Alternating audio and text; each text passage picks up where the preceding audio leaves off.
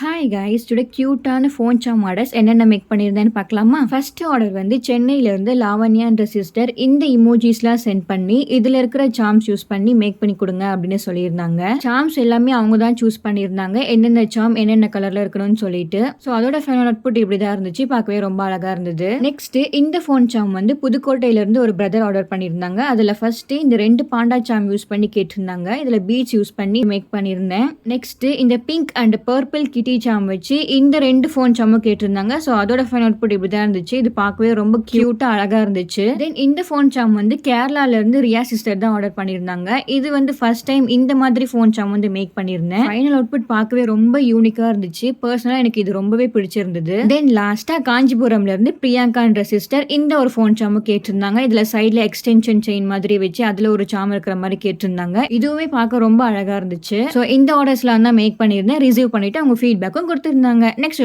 பார்க்கலாம். பாய்.